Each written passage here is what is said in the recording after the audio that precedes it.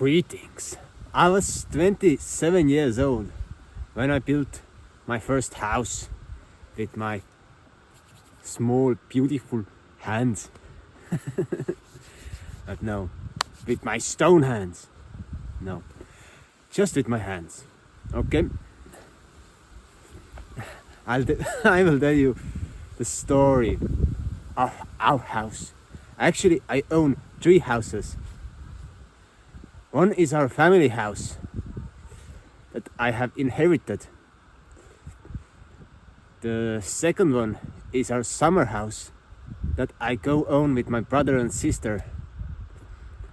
And the third one is our own house. The house for my wife, our children, and for me.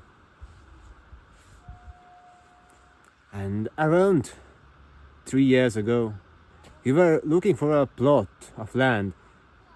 It was time of COVID and we decided, okay, let's get out of the city. And the crazy thing was that the banks released the pension funds during that time. So we got some free cash. And we commenced on a project of finding a plot of land. The first place that we were going to buy was in a place that was going to be a self-sustainable eco-village. Their own electricity, water, workforce, etc. And we were almost buying the plot of land. But then we found 5 kilometers from that village old house, derelict house, and 3.5 hectares of land with double of the price but there was 7 times more land, 3.5 hectares. And we decided to buy that plot of land. And when we went there and made a deal with the broker that we are going to buy it tomorrow, and when I called the broker, she tells me that, sorry, but this place is now reserved. There was a man who did a prepayment. And I was like, I hope something happens to that person, because that is our house. And so I was calling for 4 months, every single day to the broker, hey, can we now buy our house? And every time she replied, no, but 2 days before Christmas, I'm calling again. Yes, indeed, you can buy. The house is now free because the person who was interested could not make the second payment. And I'm like, whoa, okay. So I made some deals because we had no cash to buy the money. So I made some deals and committed myself to work in a company for 3 years, etc. And we bought the place and I started the work of demolition. And I was demolishing the house for a year because there was so much ruins and there were like, it was like a prison house, like a stone house which had those iron bars in front of the windows and doors, and everything was nailed so strongly that I was just struggling with the house. Sometimes I got some people to help in the work of demolition, but mostly it was when I had demolished a huge pile of wood and they came in help to burn it. And I found all kinds of artifacts from the old horse stables and so on. It was really fascinating. I found watches and clocks and tools, pickaxes, etc. And from there on, I started the building, which took another year. So in total, I built my house for 2 years. And at the same time, our newborn was born in the process of demolition. So in the morning, I wake up, I go out with the baby to a circle, some 2 hours, so my wife could rest a little bit. So I brought the baby back to my wife, and then I drove 1 hour to build the house, built there all day long, came back in the evening, took the baby for 2 hours, walked around, eat, sleep, again, the same rhythm.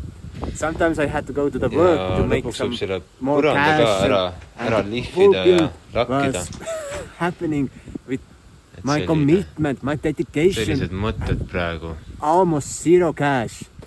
During the process I got some loans, I made some agreements, but most of the time I was just doing with all the materials that I had on this very moment, and I was just doing and building and my own workforce. Eventually I was able to hire 2 of my friends, 50 euros a day.